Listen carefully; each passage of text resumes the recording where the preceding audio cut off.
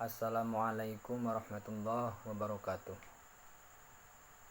Innal hamdalillah wassalatu wassalamu ala Rasulillah wa ala alihi wa ashabihi wa mawallah. Amma ba'd. Yang saya hormati Ketua Suku YouTuber Indonesia, yang saya hormati Departemen Lembaga YouTuber Si Ayu Majakuning, dan yang sangat saya hormati pula, cintai, yaitu para penonton YouTube. Tontonlah video YouTube ini, lalu subscribe dan like, sebab subscribe dan like-mu adalah penentu nilai IPK.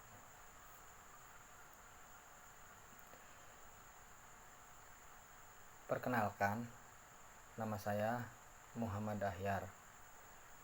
Saya kuliah di Sekolah Tinggi Agama Islam Ma'had Ali, Babakan, Ciwaringin, Cirebon.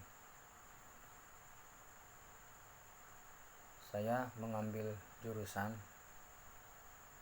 Ahwalus Sa'asiyah atau Hukum Keluarga.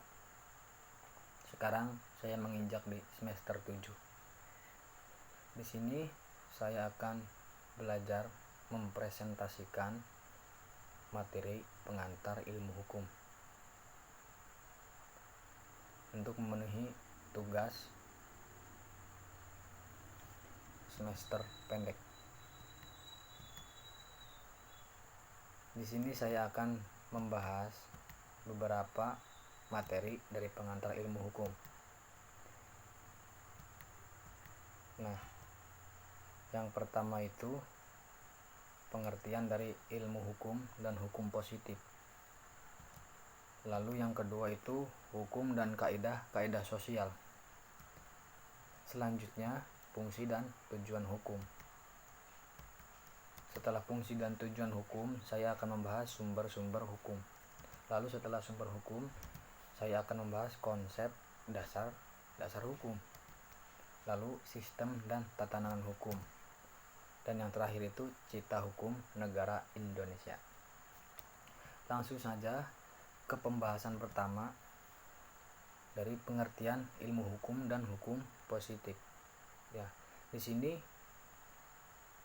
saya akan mendefinisikan dari hukum dan hukum positif atau mengartikan pengertiannya. Nah, untuk pengertian dari hukum sendiri itu adalah hukum adalah suatu kaidah atau perangkat asas yang mengatur hubungan antar manusia dalam masyarakat. Jadi hukum itu adalah suatu hal yang mengatur di dalam kehidupan kemasyarakatan, yang dimana hukum itu bersifat mengikat dan memaksa. Nah, sedangkan hukum positif ialah hukum yang berlaku sekarang. Jadi relasi antara hukum dan hukum positif yaitu dimana hukum adalah pengertiannya, sedangkan hukum positif itu adalah hukum yang sedang dijalankan sekarang. Maka dari itu, yang sudah tentu yang dibahas adalah ius constitutum, yang dimana hukum yang sedang berlaku sekarang, bukan ius constituendum, yaitu hukum yang masih dalam bentuk cita-cita, masih bentuk dalam angan-angan. Nah, jadi pengertian hukum adalah suatu hal yang mengikat, yang mengatur, lalu mengikat dan memaksa. Jadi harus ditaati oleh manusia, dan ketika melanggar itu akan disanksi seperti itu. Nah, selanjutnya saya akan membahas dari hukum dan kaidah sosial. Jadi di sini yang dimaksud hukum dan kaidah sosial di sini itu adalah di mana masyarakat itu tidak hanya diatur oleh hukum saja, melainkan juga diatur oleh kaidah sosial atau non hukum. Nah, kaidah sosial itu seperti apa? Ya, kaidah agama, kaidah kebiasaan, lalu kaidah kesopanan. Di mana kaidah sosial ini itu adalah yang mengatur masyarakat yang hukumnya itu tidak mengatur. Jadi kaidah ini adalah di mana yang mengatur kehidupan di dalam kemasyarakatan yang tidak ada dalam hukum yang tertulis, atau bisa disebut ini adalah hukum kebiasaan. Seperti itu. Langsung ke pembahasan yang ketiga, yaitu dimana fungsi dan tujuan hukum. Nah, fungsi dan tujuan hukum, yaitu yang pertama itu fungsi hukum dan tujuan hukum adalah untuk melindungi kepentingan manusia. Jadi hukum itu memiliki fungsi dan tujuan untuk melindungi kepentingan manusia. Jadi sudah pasti bahwa manusia itu dilindungi oleh hukum kepentingannya. Lalu hukum memiliki fungsi untuk menertibkan dan menteraturkan masyarakat. Jadi ya seperti pengertiannya itu adalah mengatur. Jadi yang mengatur semua kehidupan dalam kemasyarakatan. Jadi manusia itu ada aturannya yang dinamakan hukum. Dan hukum juga memiliki fungsi untuk mewujudkan keadilan sosial, baik itu lahir maupun batin, sebagai alat perubahan sosial, penggerak pembangunan, sebagai alat kritik. Jadi adanya hukum itu untuk mengkritik yang salah, membenarkan, seperti itu. Dan juga hukum itu untuk menyelesaikan pertikaian antar manusia. Jadi adanya hukum itu adalah untuk memperbaiki sesuatu pertikaian, baik itu dalam tingkat pidana maupun perdata.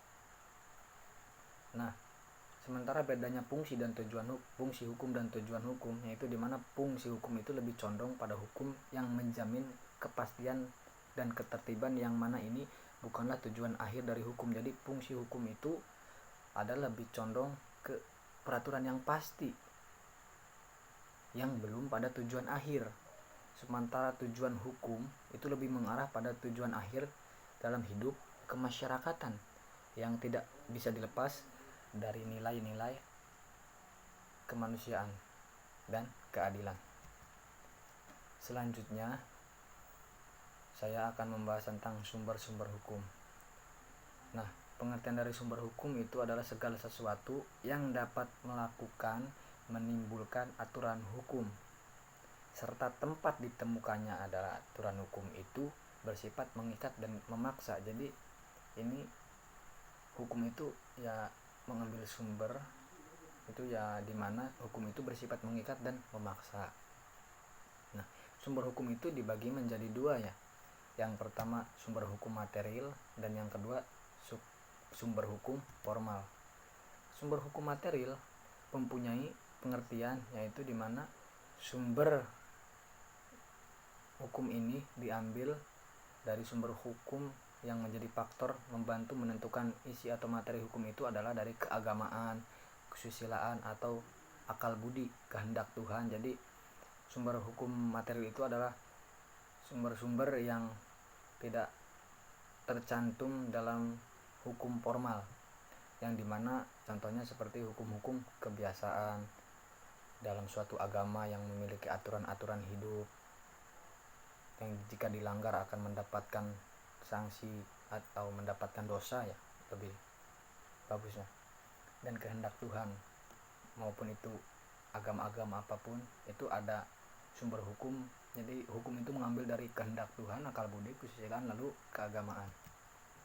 Nah, untuk pengertian dari sumber hukum formal,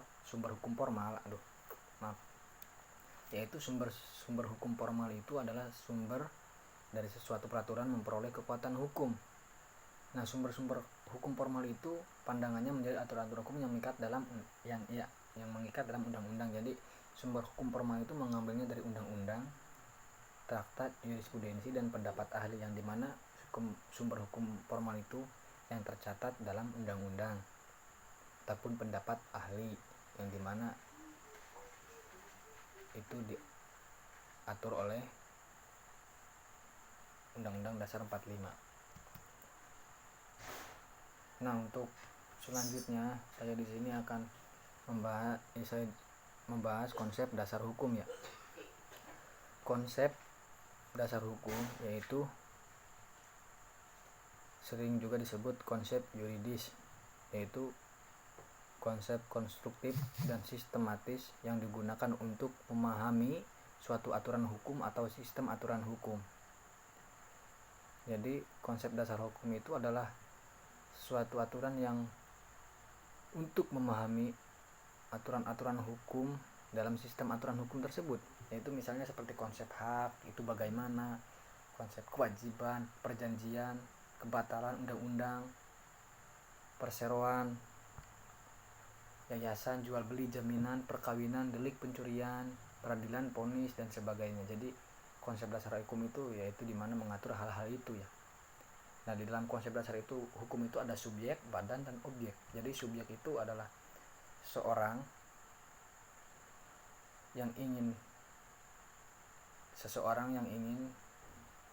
mencari keadilan dalam hukum, dan selanjutnya itu ada badan hukum yang mengatur, dan ada objek yang dituju dari subjek hukum tersebut. Nah, konsep dasar hukum mungkin itu seperti itu.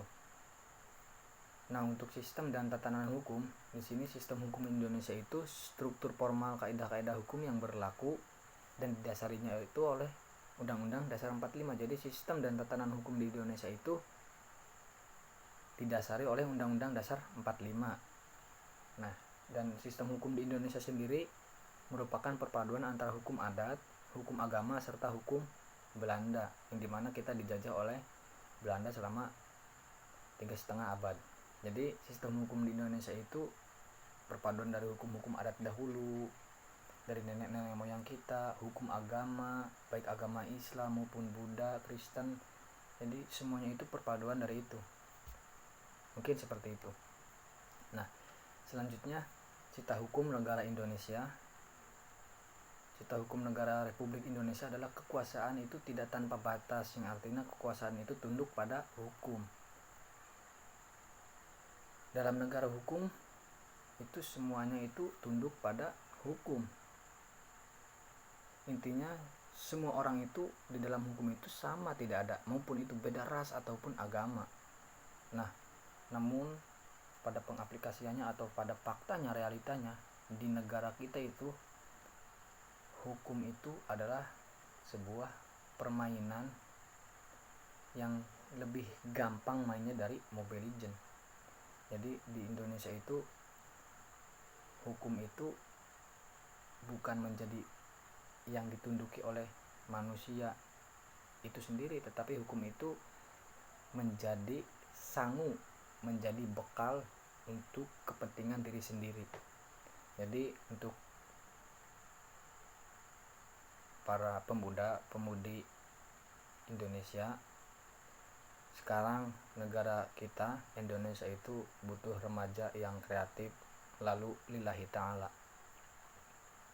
yang cinta negara tanpa jumawa, lalu taat pada Tuhan tanpa riya.